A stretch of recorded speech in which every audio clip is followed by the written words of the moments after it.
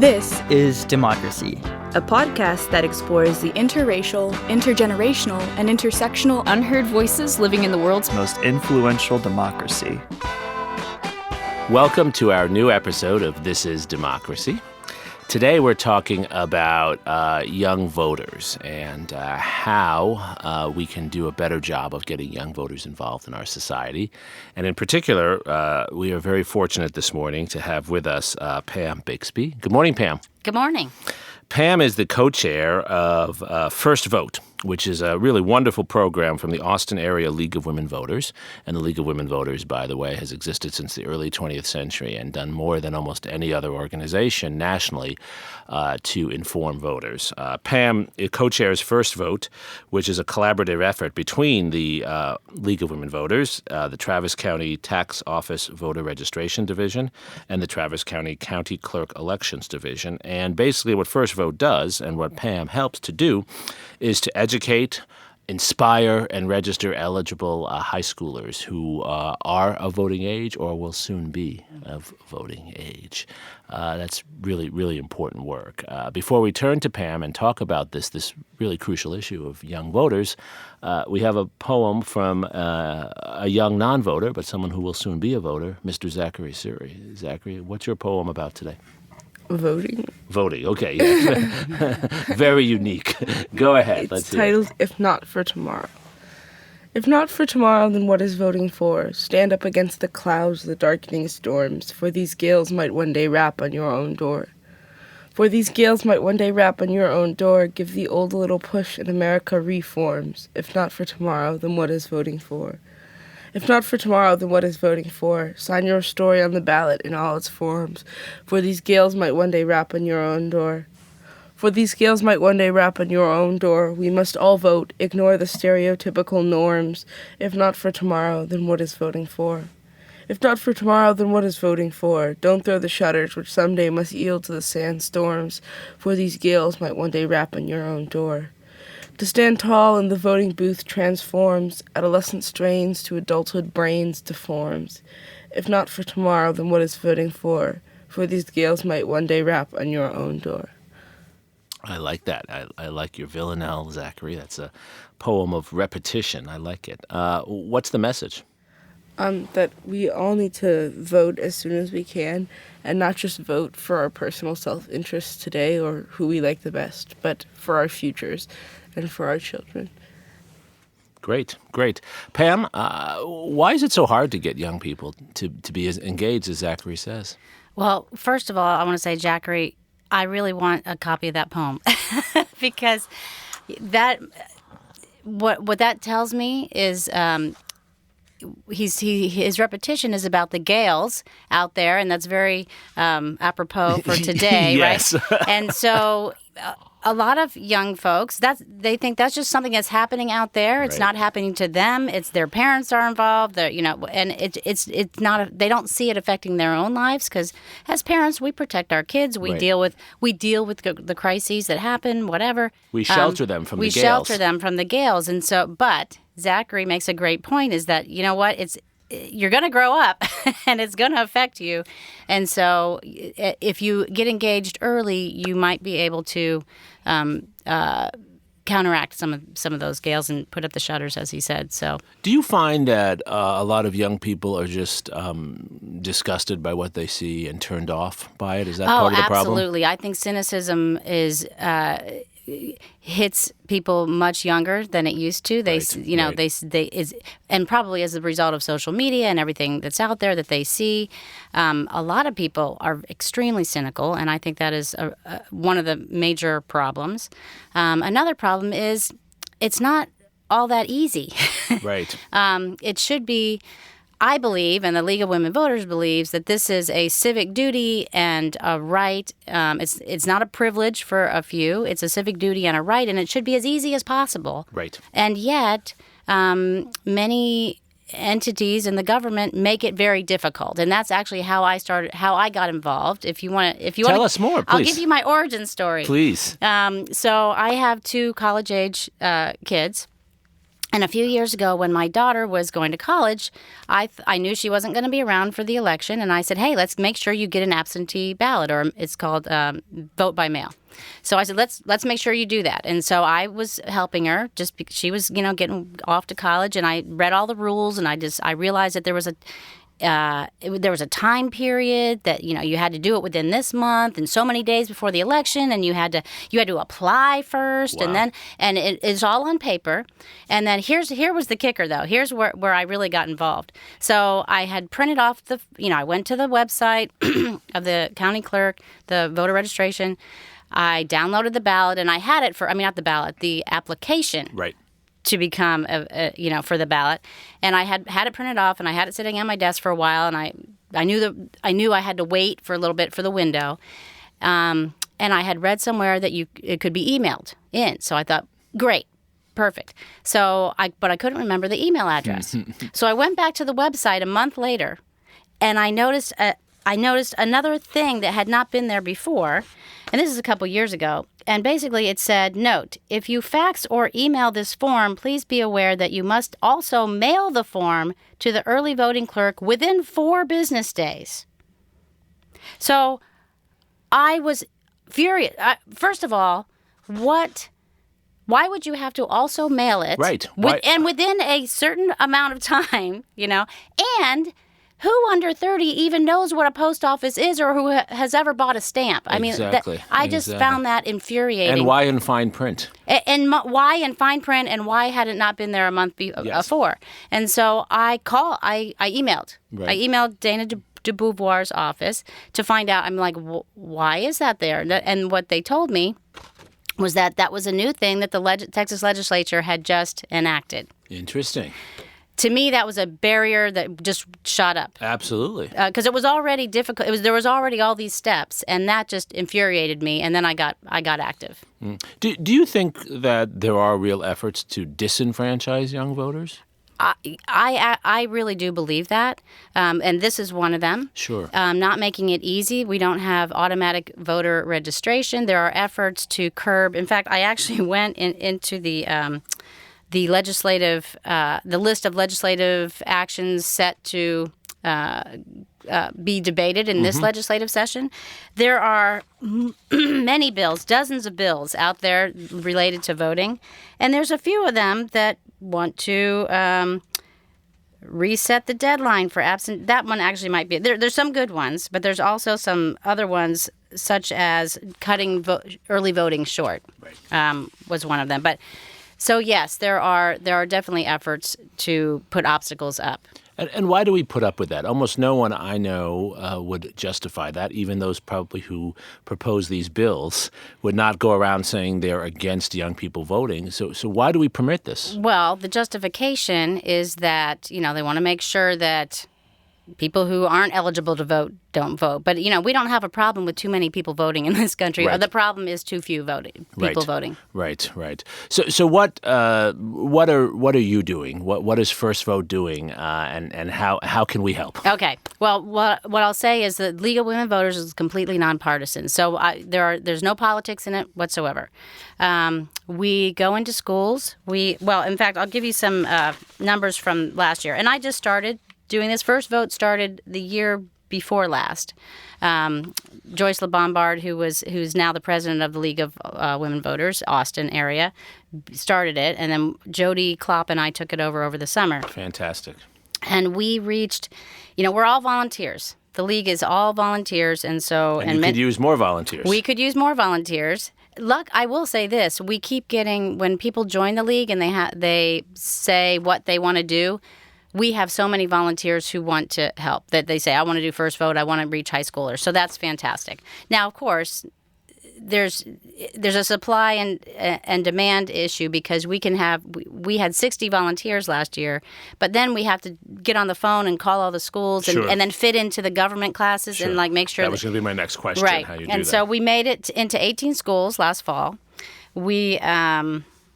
We registered 260 Travis and Williamson County 18-year-olds, but we reached about 1,700 because we went into individual classrooms and we did our little presentation, the presentation's about 15 minutes.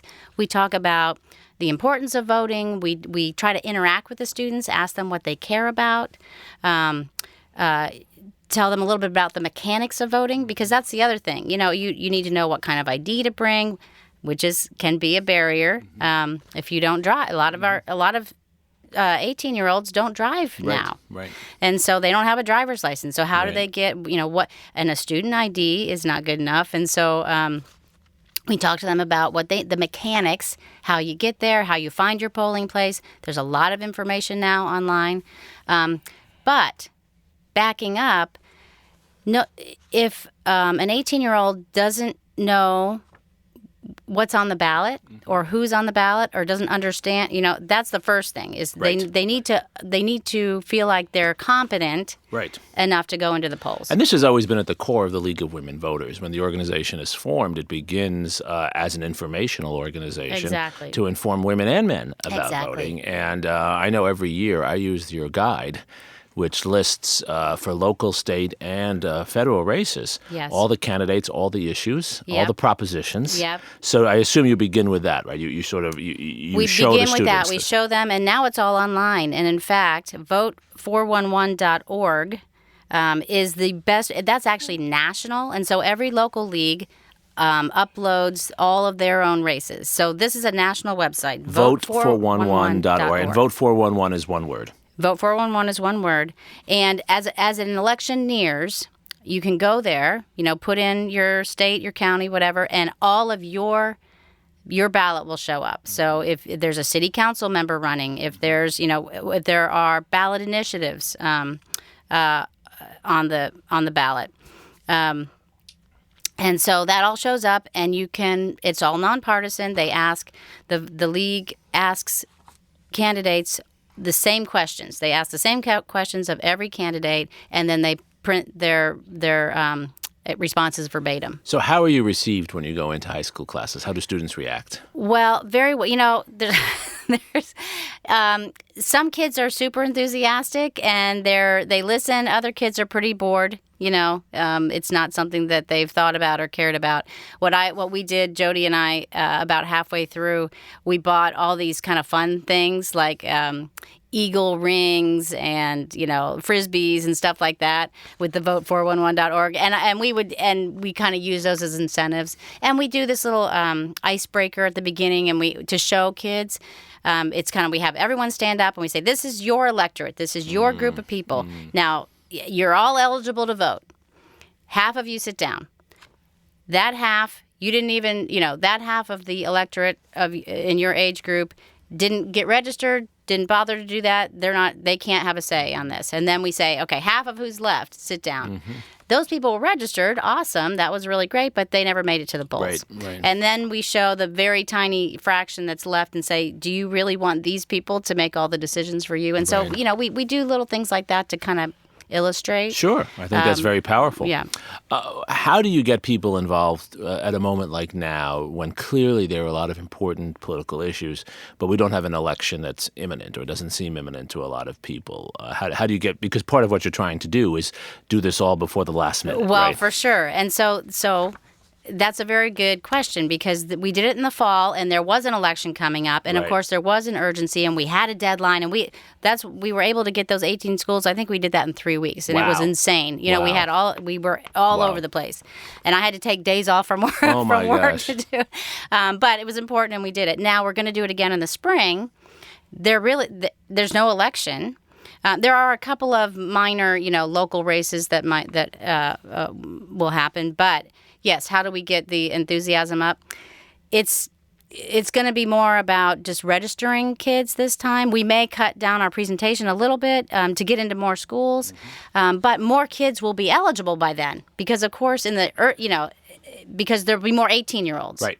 So, of course, we'll talk about the next election and stuff. Is it a larger story about having a voice in politics? I mean, I think about the ways in which young people are engaged, I think largely positively, though, as we've seen, not always positively, around issues of race, around issues of immigration, now concerned about the shutdown and things of For that sure. school funding. Yes. So is this part of a larger dialogue about students having their voices heard, whether it's through protests, through letters, through calls to congresspeople, through voting? Is that the way you think about it? Yes, for sure. And in fact, the National League kind of gives us help. You know, they have a guide online that's called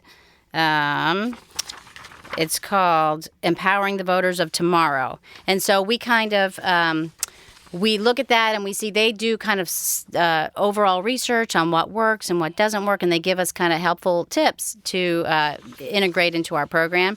And one of the things that they say is be positive. Show that, Yes. you know, the myth is that young people don't care, they don't vote, but there are so many examples of them stepping up. You know, look at the Parkland students after Yes, the shooting. yes. And so what we talk about is this is a movement, and it's trending up, and you can be a part of it. And it's more about being a part of it. It's not like oh, you need to get out there. It's not Right. not an admonition. It's a positive Right. trend. Do you think that certain candidates are more likely to inspire these students when you see Oh them? my gosh, for sure.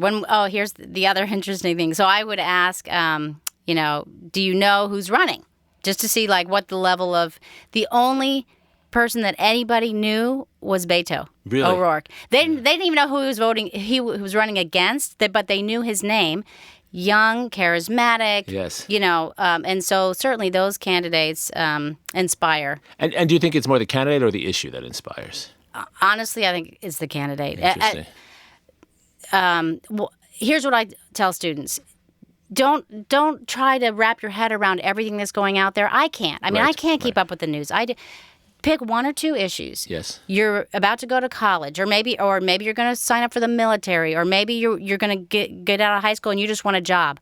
Pay attention to that one thing, and then find out what the candidates are saying about that one thing, and then start there and make it small. Give them a little bite that they can chew off. And I think this, though, is an important piece of evidence for why we need young, exciting candidates. yes, we do. I think so. And I read, and this is a couple years ago, but I was in a meeting, and again, I'm going to take off my nonpartisan league hat and put on my my political hat because it was a Democratic precinct meeting, and they had done kind of a survey of the Democratic leaders in the state. They were all over 60 or over 70. I mean, it skewed so far. Right. And they've done great work, and we're Sure. proud of them. But they needed their point was we need to infuse youth and energy. Absolutely. into I don't it. think that's a partisan point. I think Yeah. that's, as you point out, that's true on both sides of the aisle. So it sounds like one thing that's necessary, in addition to being positive and overcoming cynicism, is to have candidates whom young people can identify with. Yes. Right, Zachary? Did you want to Yeah, comment on I that? think that's important. I think it's important to have young candidates, people who can identify. And I think it was really clear, like in the ways that Beto used social media and Ted Cruz didn't. I think that it just showed that they were close in age, but they were trying to appeal to completely different generations. And I think just like old people don't want to go out to the polls to vote for someone who's younger, young people don't want to go out to the polls to vote for someone who's a lot older. Right. So there has to be someone who can appeal to young voters, but hopefully not alienate other voters at the same time. It's a tough, call. It's very. I mean, in some ways, I think we might overstate the partisan differences, and many of the differences might actually be demographic differences, generational differences. Just for the point you made, where a lot of party leaders are of different generation. For sure. Right. Yeah. So in addition to getting and motivating younger, more exciting candidates, what else can listeners do? How else can they help to get young people involved and do it at an earlier age, as you're pointing out? Right. What do you recommend? Well, I would say certainly parents can start talking to their kids about the issues earlier. I know in my house, I'm a Democrat. My ex-husband was a Republican. We didn't divorce because of that, but we had healthy debates around the table, and we were moderate. So an issue would come up, and I'd say something, and then my husband would make the opposite point, and then we'd have a healthy discussion about it. Right. I don't know how much of that is happening, around tables in the country, but parents kind of bringing the issue home, debating different points, showing also, here's the other thing, is just how we talk about it, The other side is not the enemy. Right. We all probably want the same thing or similar things. We have different ways of getting at it, and it's a huge country. We're very diverse, and there's not one way to do things, and and we need to compromise because we all need to play in the sandbox. So I guess at the parental level, at the family level, more conversations about that, and I think politicians need to ratchet it down. It's because their rhetoric has been extremely polarizing, and that's not good for the country. Right. But and then you're asking about what can Are there first vote organizations around the country? There must be. Here's what I wanted to say. The League is not the only organization doing this, and in fact, in Austin, we're actually convening a group of Austin organizations that are involved in young voter registration. In fact, our meeting is on Thursday. We have the Children's Defense Fund coming in, JOLT, which is an organization that focuses on issues affecting the Latino community in Texas, Texas Freedom Network, and the Texas Civil Rights Project. We're all getting together on Thursday to plan a meeting of even more organizations to do some better organizing about because we all kind of do our own thing and we want to kind of make it more streamlined and organized. And you're all volunteers, right? I mean, you're all. I think some of those other organizations have some staff, but they also have volunteers. Yeah. And those of you who are volunteers were able to get certified to be registrars to register people to vote and things of that sort. Yes, we all have to be. In fact, it's a 2-year certification. We all have to now get recertified because we all got certified 2 years ago. So there's an effort by the Travis County office, registrar's office, to get us all recertified. So one thing people can do is certainly join organizations and get involved and make themselves, when whatever the rules are for their states, qualified registrars to then go around and register people to vote. It sounds to me like one of the things that's very powerful is you're going into these schools and going to these meetings as a volunteer, making it clear that you yourself are giving your time.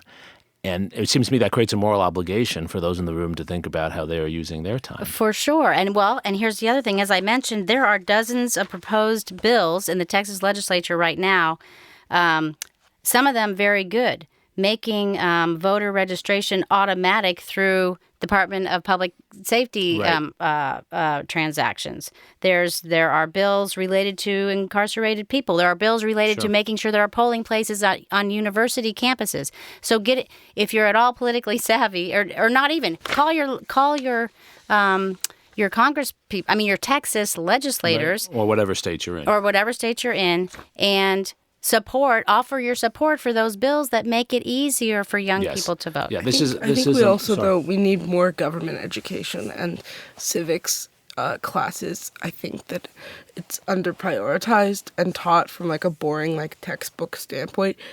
I think there needs to be more education and engagement that makes it fun and interesting for students, where they're actually getting a voice, where they're getting to participate in the governmental process instead of just being on the sidelines reading Jeremy, that is an excellent point. And in fact, last year, the League in Austin was invited to a meeting of civics teachers, government teachers, and they kind of convened this work group to talk exactly about what you're saying. How do you engage? How do you make it interesting? Yes. How do you infuse this into the curriculum and make sure it's in the curriculum? Right. I think it's incumbent on teachers, just like parents, to first of all, as Zachary said, to educate young people, but also to inspire them.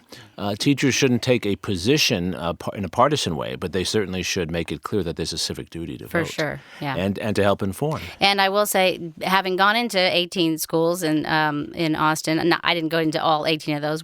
Some of our volunteers took up others, but there was a huge difference. And those were the teachers who invited us in. So they were clearly in the top quartile of teachers interested in this and wanted to make sure that their students had access to it. But even so, there were differences in how engaged they were. And so, I just think civics education, as Jeremy said, should be a top. I'm sorry, Zachary. As Zachary said, should be a top priority. Yes. Well, I think it's also not just the teachers. I think the teachers try really hard. I think it's also that in terms of funding wise and just societally, we under prioritize education and participation. I think in other countries there's a lot more education on the democratic process and engagement like at a very early age. Right. I think until recently we've taken democracy for granted and haven't even thought about how you educate a new generation to understand and participate. And truly, an educated population is the basis of democracy. If your population is not educated, it cannot govern itself. That's right. Well, this goes back to the founders. This was a very key and important point for them, that our democracy would only be as strong as the participation of our citizens. Pam, thank you for all that you do. I think you've inspired us to all think about the ways we can not only vote ourselves, but help to vote, inform, and engage young people who are not only future voters, but future leaders. And boy, do we need them now more than ever. Yes, we do. And Zachary, thank you for your poem, as always. Thank you for joining us on This Is Democracy.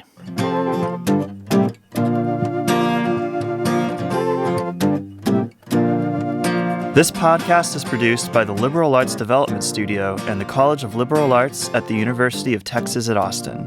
The music in this episode was written and recorded by Harrison Lemke, and you can find his music at harrisonlemke.com. Subscribe and stay tuned for a new episode every Thursday featuring new perspectives on democracy.